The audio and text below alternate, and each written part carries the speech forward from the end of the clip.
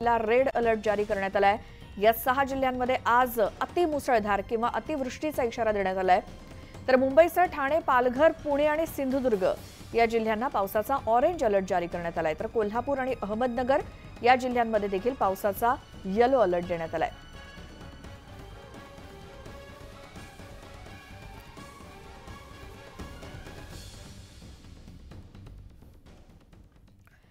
तर मुंबईसोबतच उपनगरामध्ये जोरदार पाऊस पडतोय। अंधेरी, जोगेश्वरी आणि गोरेगावमध्ये जोरदार पाऊस बरसतोय।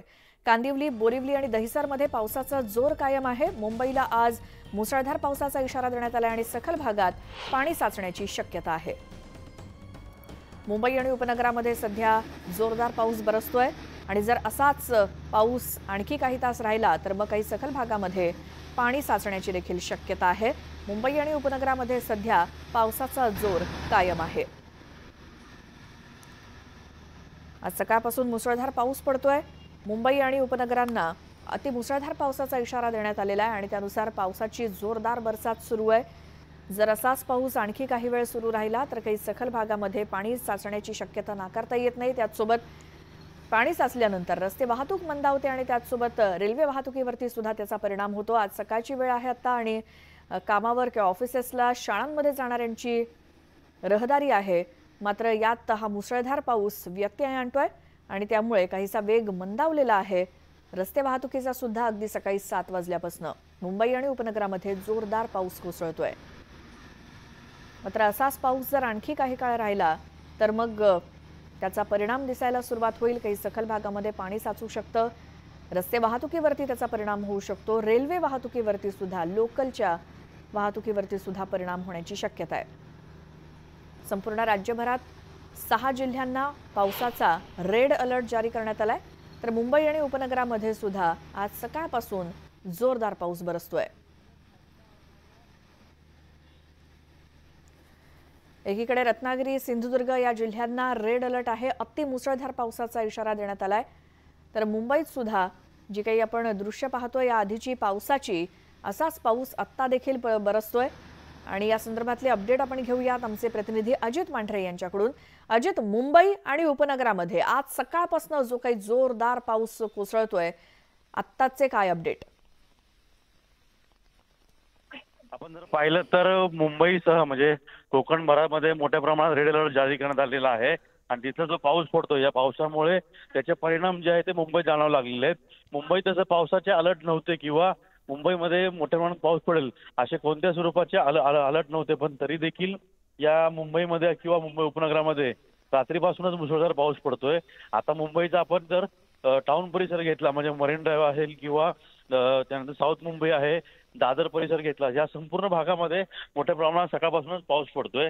या पट्ट्यामध्ये रेल्वे लाईन जी आहे ती धीम्या गतीने चालते, कारण का कुठेतरी या सगळ्या पावसामुळे पाऊस असेल किंवा थोडं वारा असेल याच्यामुळे व्हिजिबिलिटी जी असते ती कुठेतरी कमी होते आणि यामुळेच मुंबईमध्ये पावसाचा जोर जो आहे तो रात्रीपासूनच कायम आहे, तो अजूनही सकाळी पूर्णपणे कायम आहे। बिलकुल अजित, धन्यवाद या सगळ्या माहितीसाठी। त्यामुळे मुंबई आणि उपनगर या ठिकाणी सध्या मुसळधार पाऊस बरसतोय आणि काही तासांनंतर देखील आपण या पावसाचे अपडेट नक्कीच घेऊ। काय त्याचे परिणाम जाणवत आहेत का मुंबई आणि उपनगरामध्ये या संदर्भातले? तर मुंबई उपनगरात जोरदार जो पाऊस बरसतोय, सगळेच याचा अनुभव घेत असतील। काही दृश्य आम्ही दाखवण्याचा प्रयत्न करतोय, किती जोरदार हा पाऊस बरसतोय मुंबईच नाही तर उपनगरांमध्ये। आणि असाच पाऊस जर राहिला तर ठिकठिकाणी पाणी साचायला काही वेळ लागणार नाही। सकाळची वेळ आहे। गेल्या आठवड्यामध्ये आपण 2 ते 3 वेळा याचा अनुभव घेतला। रेल्वे वाहतूक विस्कळीत झाली होती, त्याचसोबत रस्ते वाहतूक सुद्धा विस्कळीत झाली होती। या आधी आठवड्यात 1-2दा ज्या पद्धतीने मुसळधार पाऊस कोसळलेला होता त्यामुळे मुंबईकरांचं जनजीवन विस्कळीत झालेलं होतं आणि पुन्हा एकदा आता पावसाचा जोरदार इशारा मुंबई आणि उपनगरांसाठी।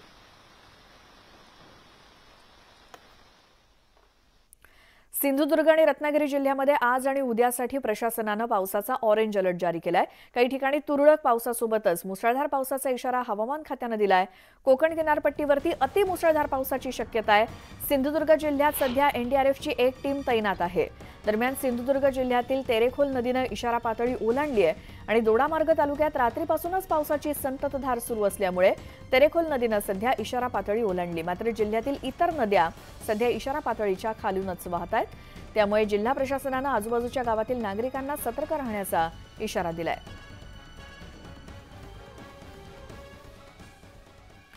रत्नागिरी जिल्ह्यात आज हवामान विभागानं अतिमुसळधार पावसाचा इशारा दिलाय। जिल्ह्यामध्ये काल पावसानं हजेरी लावली दिवसभर आणि रात्रभर पावसानं रत्नागिरी जिल्ह्याला झोडपून काढलं।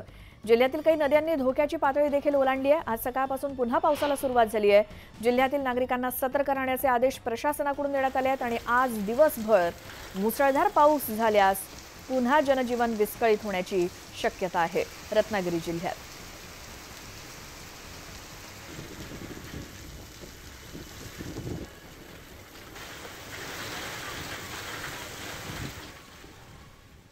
लोणावळ्यामध्ये 24 तासात 148 मिलीमीटर पाऊस पडल्याची नोंद झाली आहे। शनिवार आणि रविवार या 2 दिवसात लोणावळ्यामध्ये जोरदार पावसानं हजेरी लावली। मात्र त्यानंतर 4 दिवस पावसानं पाठ फिरवली होती। मात्र काल दिवसभर मुसळधार पावसानं पुन्हा दमदार हजेरी लावल्यामुळे 24 तासात 148 मिलीमीटर पावसाची नोंद लोणावळ्यात झाली।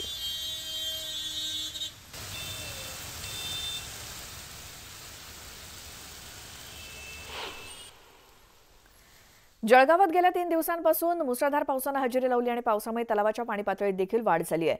गेल्या 3 दिवसांपासून झालेल्या मुसळधार पावसामुळे मेहरून तलाव 70% भरलाय। सध्या अंबरझरा आणि रायसोनी फार्मद्वारे तलावात येणाऱ्या पाण्याचा प्रवाह वाढलाय आणि लवकरच तलाव 100% भरून ओसंडून वाहण्याची शक्यता आहे। शांत आणि निसर्गरम्य वातावरणामुळे तलावाकाठी दररोज अनेक जळगावकर पर्यटनासाठी हजेरी लावतायत।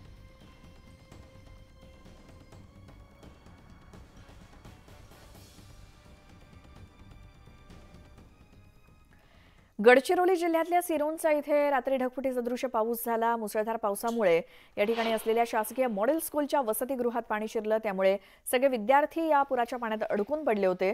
सिरोंचा पोलिसांनी तिथे धाव घेऊन तब्बल 80 लहान विद्यार्थ्यांना सुरक्षित बाहेर काढलं आणि वसतिगृहाच्या आतमध्ये आलेल्या पाण्यामुळे काही साप विंचू सुद्धा आत आले होते। मुलांना खांद्यावर घेऊन जवान बाहेर काढत असताना एका जवानाला सापानं चावा घेतला। दरम्यान सगळ्या विद्यार्थ्यांना सुरक्षित बाहेर काढण्यात आलं असून याच गावात सूर्यपल्ली इथे काही घरांमध्ये पुराचं पाणी शिरलं होतं। मात्र तिथल्या नागरिकांना सुद्धा सुरक्षित बाहेर काढण्यात यश आलंय।